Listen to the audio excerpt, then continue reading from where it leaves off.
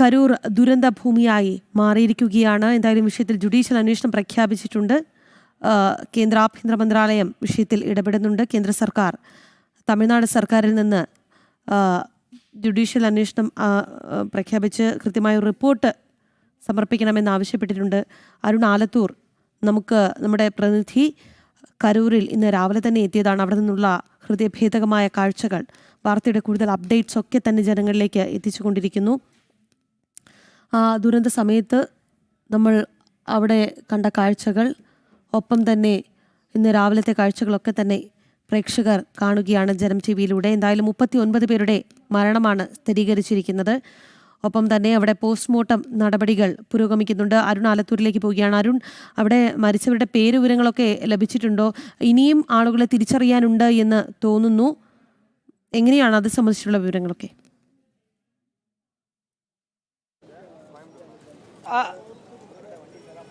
തീർച്ചയായിട്ടും ഇപ്പോൾ ഈ മരിച്ച ആളുകളുടെ പോസ്റ്റ്മോർട്ടം നടപടികൾ പുരോഗമിച്ചുകൊണ്ടിരിക്കുന്ന സാഹചര്യമാണ് ഉള്ളത്.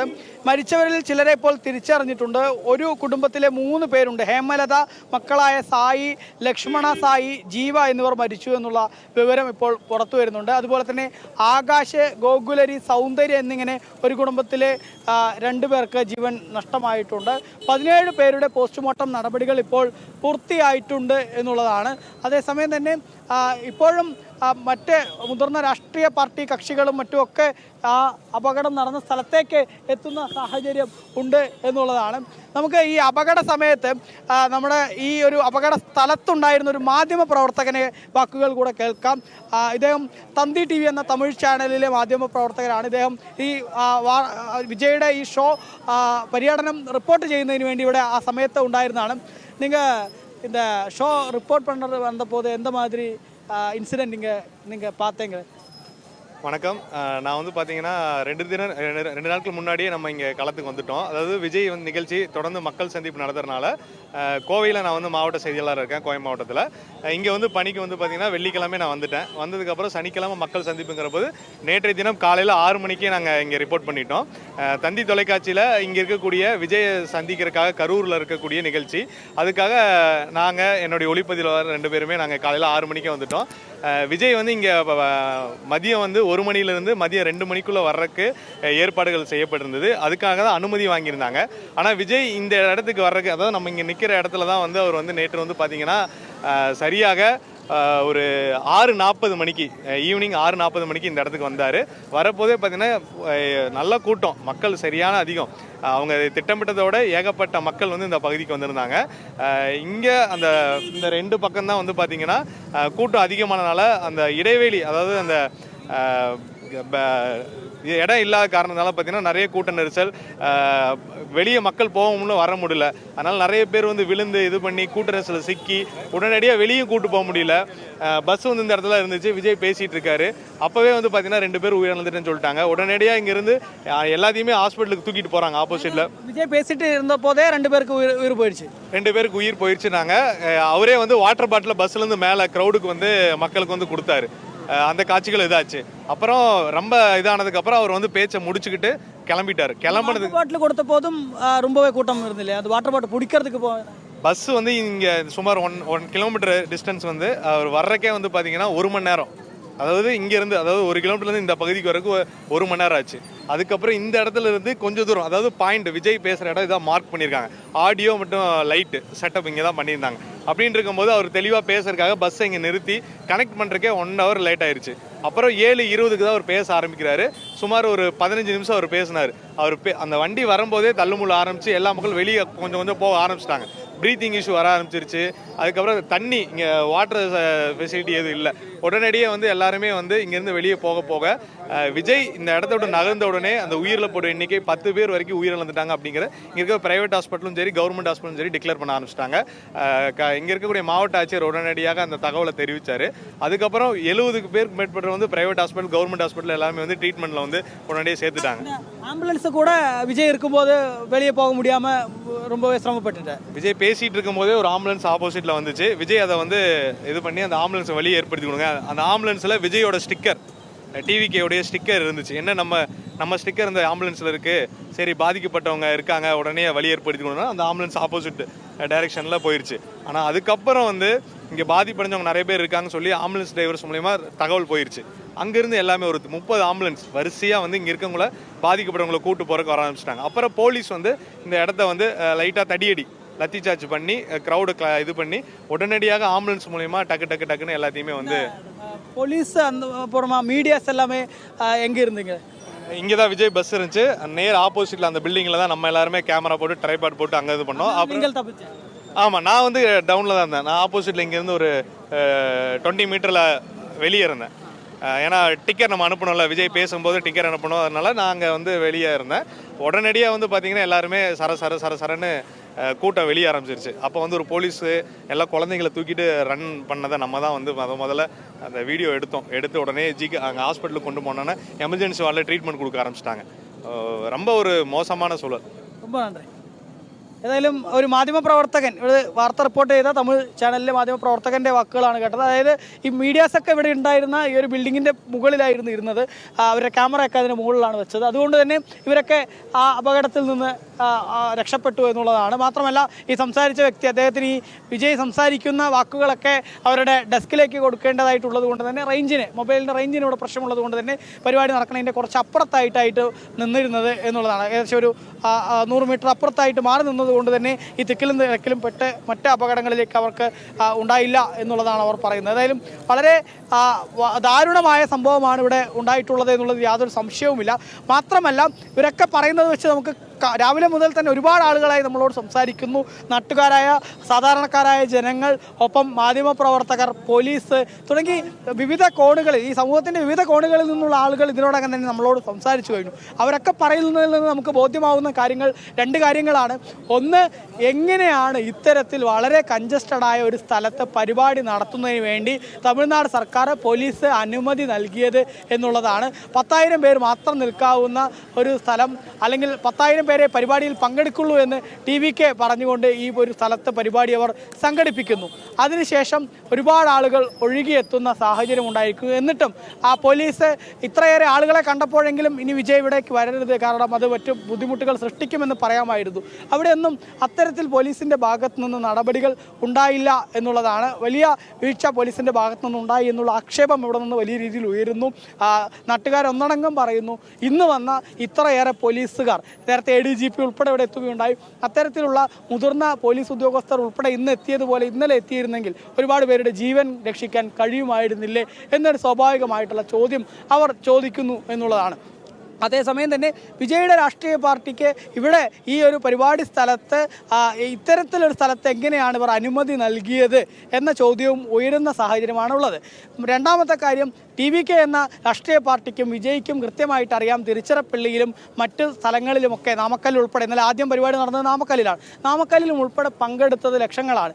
അങ്ങനെ ഇരിക്കെ കരൂരിൽ ഈ ഒരു സ്ഥലത്തെ ഇത്രയേറെ ആളുകളെ ഉൾക്കൊള്ളാൻ കഴിയില്ല എന്ന് അവർക്ക് കൃത്യമായിട്ട് ബോധ്യമുണ്ടായിട്ടും എന്ത് കാരണത്താലാണ് അവരിങ്ങനെ പരിപാടി സംഘടിപ്പിച്ചത് എന്നുള്ള ചോദ്യവും സ്വാഭാവികമായിട്ടും ഉയരുന്നുണ്ട് എന്നുള്ളതാണ്. നമുക്ക് മനസ്സിലാക്കാൻ സാധിക്കുന്നത് ഇത് കൃത്യമായിട്ടുള്ള രാഷ്ട്രീയം ഇതിനുണ്ട് എന്നുള്ളതാണ്. വിജയ് ഇത്തരമൊരു സ്ഥലം പരിപാടിക്കായി തിരഞ്ഞെടുത്തിരിക്കുന്നത് ചെറിയ ഒരു സ്പേസിൽ ആളുകൾ നിറയെ വരുമ്പോൾ വലിയ ക്രൗഡായിട്ട് തോന്നിക്കുമെന്നുള്ളതാണ്. തമിഴ്നാട്ടിനെ സംബന്ധിച്ചിടത്തോളം തമിഴ്നാട്ടിൽ ആരാണ് ഏറ്റവും കൂടുതൽ ആളെ കൂട്ടുന്നത്, അവർക്കാണ് ആ ജനങ്ങളുടെ ഇടയിൽ പിന്തുണ കിട്ടുക എന്നുള്ളൊരു വിശ്വാസമാണ് ഈ തമിഴ് രാഷ്ട്രീയ പാർട്ടികളെ സംബന്ധിച്ചിടത്തോളം ഉള്ളത്. അതുകൊണ്ട് തന്നെ സ്വാഭാവികമായിട്ടും ഒരുപാട് ആളുകൾ കൂടിക്കഴിഞ്ഞാൽ വിജയുടെ പരിപാടി വിജയിച്ചു എന്നൊരു ചിന്ത പൊതുവെ ഉണ്ടാവും. അതുകൊണ്ട് കൂടെ ആയിരിക്കണം വിജയും TVKയും ഇത്തരമൊരു സ്ഥലം പരിപാടിക്കായി തെരഞ്ഞെടുത്തത് എന്നുള്ളതാണ് നമുക്ക് മനസ്സിലാക്കാൻ സാധിക്കുന്നത്. അതേ സമയം തന്നെ സ്റ്റാലിനെ സംബന്ധിച്ചിടത്തോളം, തമിഴ്നാട് സർക്കാരിനെ സംബന്ധിച്ചിടത്തോളം വിജയുടെ പരിപാടി അത് കൂടുതൽ വിജയിക്കാതിരിക്കണമെങ്കിൽ അതിന് വേണ്ട സൗകര്യങ്ങളൊന്നും ചെയ്യാതെ അതിനെ കണ്ടില്ലെന്ന് അടിക്കുക എന്നുള്ളതാണ് അവർ ചെയ്യേണ്ടത്. അതുകൊണ്ട് തന്നെ ആയിരിക്കണം പോലീസിനെ ഉൾപ്പെടെ, കൂടുതൽ പോലീസ് ഉദ്യോഗസ്ഥരെ ഉൾപ്പെടെ വിന്യസിക്കുകയോ മറ്റു കാര്യങ്ങളൊന്നും അവർ ചെയ്യാതിരുന്നത് എന്നുള്ളതാണ്. അതുകൊണ്ട് തന്നെ ഇതിൽ 2 രാഷ്ട്രീയമുണ്ട്. ഒന്ന്, വിജയ് കൃത്യമായിട്ട് അപകടങ്ങളൊക്കെ ഉണ്ടാവുമെന്നൊക്കെ അറിയാമായിരുന്നിട്ടും ഇത്തരം ഒരു സ്ഥലത്ത് പരിപാടിക്ക് വേണ്ടി വിനിയോഗിച്ചു എന്നുള്ളത് ആ TVKയുടെയും വിജയുടെയും ഭാഗത്ത് ഭാഗത്തു നിന്നുണ്ടായ വലിയ തെറ്റാണ് എന്നുള്ളതാണ്. അതേസമയം തന്നെ ഒരു എതിർ രാഷ്ട്രീയ പാർട്ടി എന്നതുകൊണ്ട് തന്നെ കൃത്യമായിട്ടുള്ള രാഷ്ട്രീയ ലക്ഷ്യങ്ങൾ വെച്ചുകൊണ്ട് തമിഴ്നാട് സർക്കാരും സ്റ്റാലിനും ഈ വിഷയത്തിൽ ഇടപെട്ടു എന്നുള്ളതും ഇതിൽ കാണാൻ സാധിക്കുന്നു എന്നുള്ളതാണ്. അതുകൊണ്ട് തന്നെ ഇതിലൊക്കെ ഈ രണ്ട് രാഷ്ട്രീയ പാർട്ടികളുടെ ഭാഗത്തു നിന്നും തെറ്റുകൾ ഉണ്ടായിട്ടുണ്ട്, വീഴ്ചകൾ ഉണ്ടായിട്ടുണ്ട്. പക്ഷേ അതിൽ ബലിയാടാവേണ്ടി വന്നത് പാവങ്ങളായിട്ടുള്ള ഒരുപാട് ജനങ്ങളാണ്. 39 പേർക്ക് ജീവൻ നഷ്ടമായിരിക്കുന്നു. 40ഓളം ആളുകൾ ആശുപത്രിയിൽ ചികിത്സയിൽ തുടരുന്നു. ഒരാൾ അതിൽ ഗുരുതരാവസ്ഥയിലാണെന്നാണ് നേരത്തെ ഈ അപകട സ്ഥലം സന്ദർശിച്ച ADGP തന്നെ പറയുന്നത് എന്നുള്ളതാണ്. ഇനി ഏതായാലും തമിഴ്നാട് രാഷ്ട്രീയത്തിൽ ഈ വിഷയത്തിൽ കൂടുതൽ വലിയ ഗൗരവകരമായിട്ടുള്ള ചർച്ചകൾ തുടരാനുള്ള സാധ്യതയാണ് കാണുന്നത്. കാരണം പ്രത്യേകിച്ച് വിജയുടെ ഭാഗത്ത് നിന്നുണ്ടായിട്ടുള്ള ഈ അപകടത്തിന് ശേഷമെങ്കിലും വിജയ് ഒരു പക്വതയോടെ പെരുമാറുമെന്ന് എല്ലാവരും പ്രതീക്ഷിച്ചു.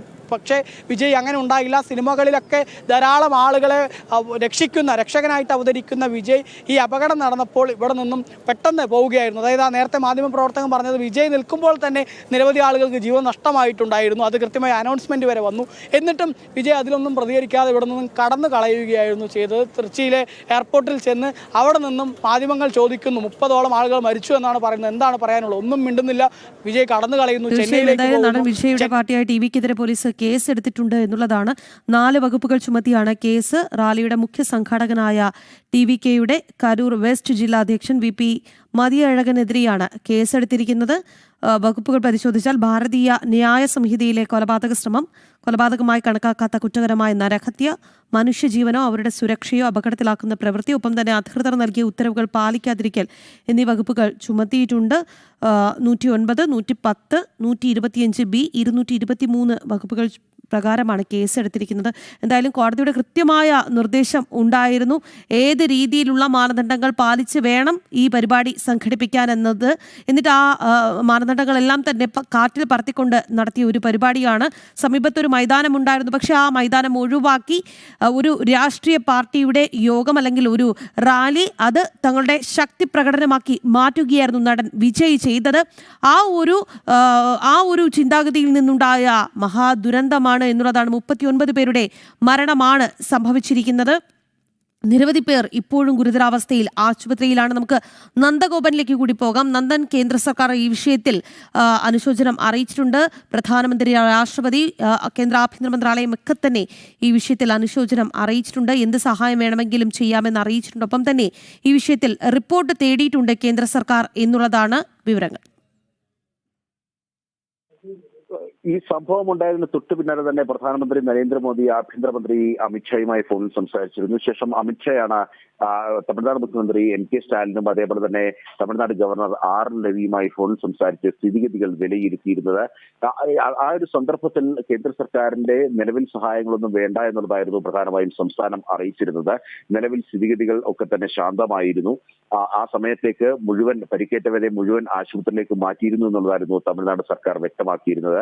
ഏതെങ്കിലും തരത്തിലുള്ള സഹായങ്ങൾ നിലവിൽ ആവശ്യമില്ല. മെഡിക്കൽ രംഗത്തടക്കമുള്ള വിദഗ്ധർ ഈ മേഖലയിലേക്ക് കൂടുതലായി എത്തിയിട്ടുണ്ട്. അതുകൊണ്ട് തന്നെ കൂടുതൽ സഹായങ്ങളുടെ ആവശ്യമില്ല എന്നുള്ളതായിരുന്നു പ്രധാനമായും തമിഴ്നാട് സർക്കാർ വ്യക്തമാക്കിയിരിക്കുന്നത്. അതേസമയം തന്നെ ഇപ്പോൾ കേന്ദ്ര ആഭ്യന്തരമന്ത്രി വ്യക്തമാക്കിയിരിക്കുന്നത് ഈ പരിക്കേറ്റവർക്കും അതേപോലെ തന്നെ മരണപ്പെട്ടവർക്കും ഏതെങ്കിലും തരത്തിലുള്ള ധനസഹായങ്ങൾ പ്രഖ്യാപിക്കുന്നതിനെ പറ്റി ആലോചിക്കുന്നു. അതുമായി ബന്ധപ്പെട്ട് മന്ത്രിസഭയിലടക്കം ചർച്ചയുണ്ടാകുമെന്നുള്ളതാണ് നമുക്കിപ്പോൾ അറിയാൻ കഴിയുന്നത്. ഏതായാലും ഇതുമായി ബന്ധപ്പെട്ട് വലിയ ആരോപണങ്ങൾ സാഹചര്യമുണ്ട്. ഇത്തരം ഒരു സാഹചര്യത്തിലാണ് കേന്ദ്ര സർക്കാർ സംസ്ഥാന സർക്കാരിനോട് സംബന്ധിച്ചിട്ടുള്ള വിശദമായ റിപ്പോർട്ട് ആഭ്യന്തര മന്ത്രാലയം തേടിയിരിക്കുന്നത്. ഏത് സാഹചര്യത്തിലാണ് ഇത്തരം ഒരു അപകടമുണ്ടായത്, ഈ അപകടം ഉണ്ടാകാനുള്ള കാരണങ്ങൾ അടക്കം വിശദമാക്കാനാണ് കേന്ദ്ര സർക്കാർ ഇപ്പോൾ സംസ്ഥാന സർക്കാരിനോട് ആവശ്യപ്പെട്ടിരിക്കുന്നത്. ഇതുമായി ബന്ധപ്പെട്ട് സ്വാഭാവികമായും സംസ്ഥാന സർക്കാർ റിപ്പോർട്ട് നൽകുമ്പോൾ ഏത് ഭാഗത്താണ് വീഴ്ചയുണ്ടായത് എന്നുള്ളത് കൃത്യമായി ആഭ്യന്തര മന്ത്രാലയത്തെ ബോധ്യപ്പെടുത്തണം. നിലവിൽ ഈ TVK അതായത് TVK പാർട്ടിക്കെതിരെ മാത്രമല്ല മറിച്ച് പോലീസിനെതിരെയും സംസ്ഥാന സർക്കാരിനെതിരെയും ഗുരുതര ആരോപണങ്ങൾ നിലനിൽക്കുന്ന സാഹചര്യമാണുള്ളത്. അതായത് ഈ പരിപാടിക്ക് അനുമതി നൽകിയത് അത് സർക്കാരിന്റെയും പോലീസിന്റെയും ഉണ്ടായിട്ടുള്ള ഗുരുതര വീഴ്ചയാണ് എന്നതാണ് ചൂണ്ടിക്കാണിക്കപ്പെടുന്നത്. 10,000 പേർ മാത്രം പങ്കെടുക്കേണ്ട പരിപാടിയിലേക്ക് ഇത്രയധികം ആൾക്കാരെത്തിയതും അവരെ തടയാൻ കഴിയാതെ പോയതുമൊക്കെ തന്നെ പോലീസിന്റെ വീഴ്ചയാണ്, രഹസ്യാന്വേഷണ വിഭാഗത്തിന്റെ വീഴ്ചയാണ് എന്നുള്ളതാണ് പ്രധാനമായും ചൂണ്ടിക്കാണിക്കപ്പെടുന്നത്. നേരത്തെ പല പരിപാടികളിലും വിജയ് പങ്കെടുത്തപ്പോൾ ലക്ഷോപലക്ഷം ആൾക്കാർ പങ്കെടുക്കുന്ന സാഹചര്യം സാഹചര്യം ഉണ്ടായിരുന്നു. അത്തരം ഇടങ്ങളിലൊക്കെ ചെറിയ അപകടങ്ങളൊന്നും ഉണ്ടായിരുന്നു.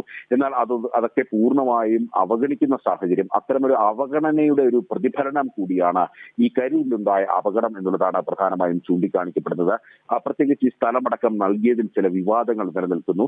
ഈ TVKയുടെ പ്രാദേശിക ഘടകം അവർക്കെതിരെ മാത്രമാണ് ഇപ്പോൾ നിലവിൽ കേസ് രജിസ്റ്റർ ചെയ്തിട്ടുള്ളത്. വിജയ്ക്കെതിരെ കൂടി ശക്തമായ വകുപ്പുകൾ ചുമത്തി കേസെടുക്കണമെന്നുള്ള ആവശ്യവും നിലനിൽക്കുന്നുണ്ട്. പ്രത്യേകിച്ച് വിജയ് ഇതിൽ പ്രധാന കാരണക്കാരനാണ്. ഇതിൽ ദൃശ്യങ്ങളിൽ നിന്നും അടക്കം വ്യക്തമാകുന്നത് ഒരു വാട്ടർ ബോട്ടിലെടുത്ത ഈ ക്രൗഡിനിടയിലേക്ക്, ജനക്കൂട്ടത്തിനിടയിലേക്ക് എറിയുന്നതും അത് എടുക്കുവാൻ വേണ്ടി ശ്രമിക്കുന്നതുമൊക്കെയാണ് ഈ അപകടത്തിലേക്ക് വഴിവെച്ചത് എന്നുള്ളതാണ്. ഏതായാലും പോലീസിനെ സംബന്ധിച്ചിട്ടുള്ള പ്രാഥമിക അന്വേഷണത്തിലേക്ക് കടന്നിരിക്കുകയാണ്. പോലീസ് മേധാവി അടക്കം വ്യക്തമാക്കിയിരിക്കുന്നത് പോലീസിന്റെ ഭാഗത്തു നിന്നും വീഴ്ച സംഭവിച്ചിട്ടില്ല എന്നുള്ളതാണ്. എന്നാൽ യഥാർത്ഥത്തിൽ പോലീസിന് ഗുരുതരമായ വീഴ്ച സംഭവിച്ചു എന്നുള്ളത് യാഥാർത്ഥ്യമാണ്. പോലീസിന്റെ ഭാഗത്തു നിന്നുള്ള ഗുരുതരമായ അനാസ്ഥ ഈ ദുരന്തത്തിന്റെ വ്യാപ്തി വർദ്ധിപ്പിച്ചു എന്നുള്ളതാണ്. ഇത്രയധികം ആൾക്കാർ ഈ മേഖലയിലേക്ക് എത്തിയപ്പോൾ അവരെ തടയുവാനോ അല്ലെങ്കിൽ അവർക്ക് വേണ്ട ക്രമീകരണങ്ങൾ സജ്ജമാക്കുവാനോ പോലീസ് കൂടുതൽ സേനയെ അവിടെ വിന്യസിച്ചില്ല എന്നുള്ള പ്രധാനപ്പെട്ട ഒരു ആരോപണം അവിടെ നിലനിൽക്കുന്നു.